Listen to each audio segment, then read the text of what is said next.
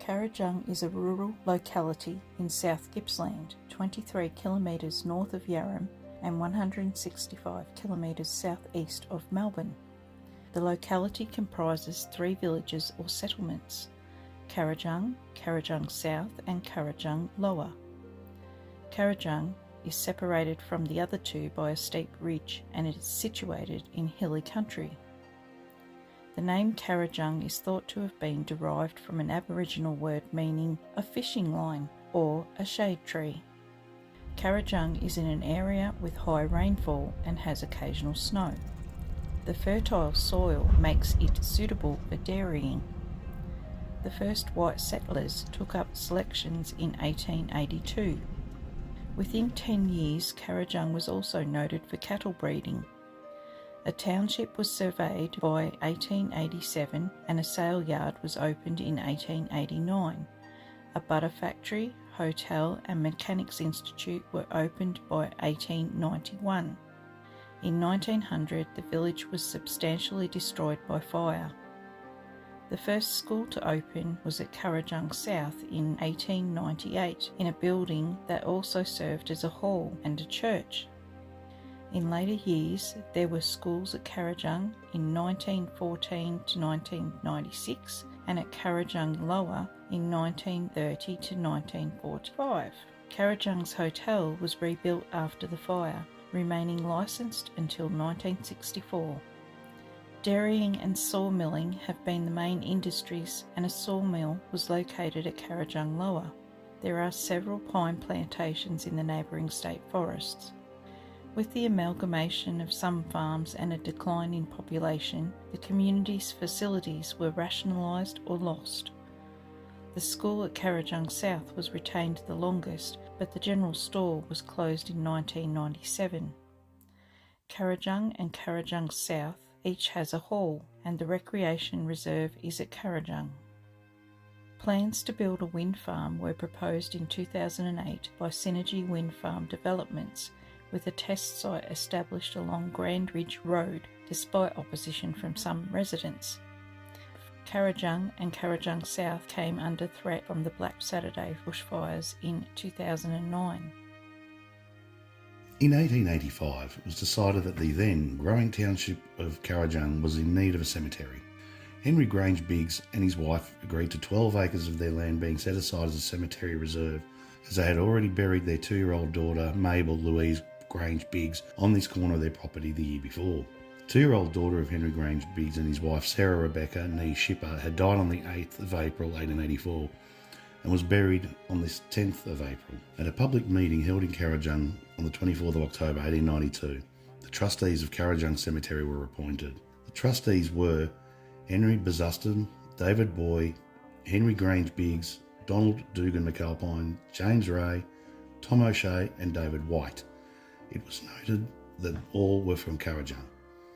Although there are only 2 visible graves and so far less than 10 identified burials, due to the records no longer existing, the exact number of burials remains unknown, though it is thought to be at least 13. The known ones are Alison White, aged 2 years, George May, aged 7.5 years, died 30th of January 1900, Henry Benjamin Lucas, aged 29, died 16th of August 1904, Henry Grange Biggs, aged 75, died 18th of October 1907, Nancy Elizabeth Willis, aged 1 year, died 10th of March 1928. The last known burial appears to have been in 1928. In 1956, a local farmer requested to be allowed to graze his cattle in the now disused burial ground. However, this application was rejected. The surrounding bushland has slowly taken over the cemetery. However, the 2 remaining graves can still be clearly seen. The large Biggs family grave enclosure can be found right down on the bottom edge of the hill. The headstone for Benjamin Henry Lucas is about halfway down. Benjamin Henry Lucas was a returned war veteran, having served with Bethune's Mounted Infantry in the Boer War 1899 to 1902. It is now 118 years since Benjamin Henry Lucas passed.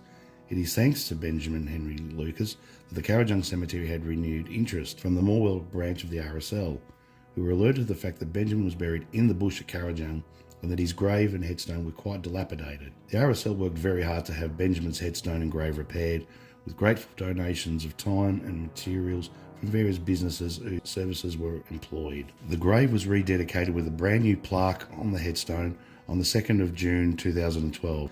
Thank you, Benjamin Henry Lucas, for your service, and lest we forget.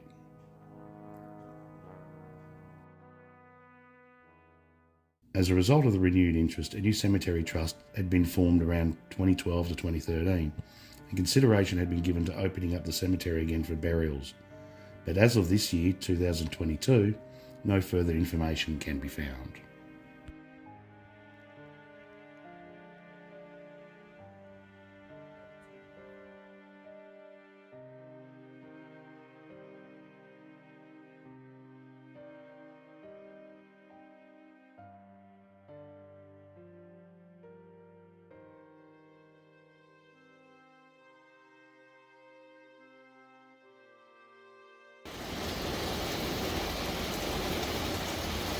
Have a look at the concrete.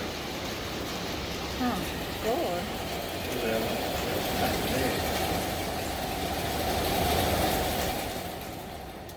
Woo!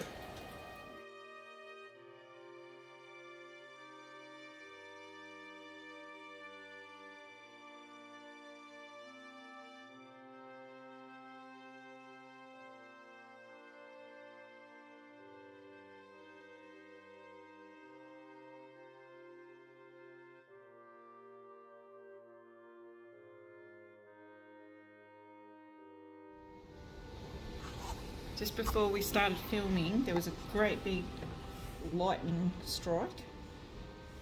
And then not even the count of 10. Boom! And I missed it. Not even the count of 3. 3, no. It's about a kilometre away.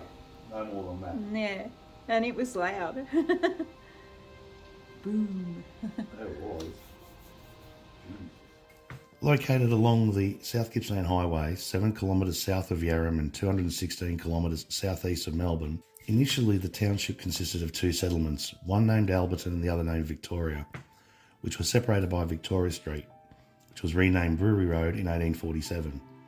The town grew with stores, hotels, churches, and was the official centre for the area with the police, magistrate and court of petty sessions.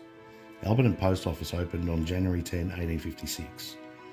The Alberton district was constituted in 1855 and was proclaimed a shire in 1864.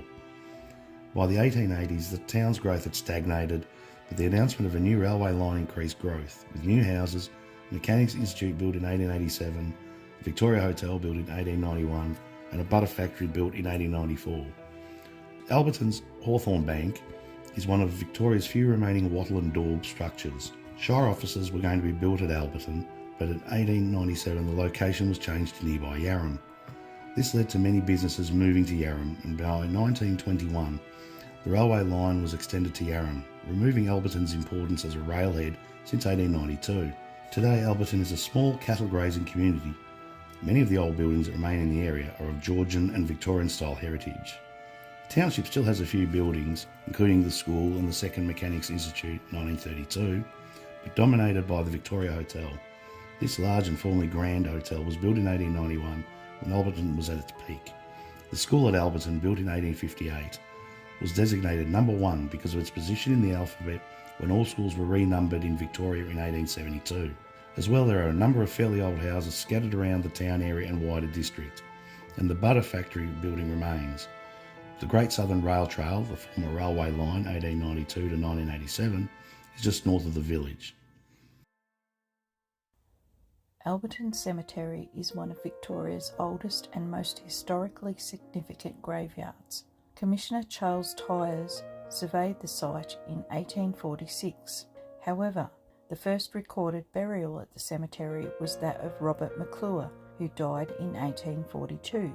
The graveyard covers approximately 26 acres or 10.5 hectares and has around 1,300 known grave sites.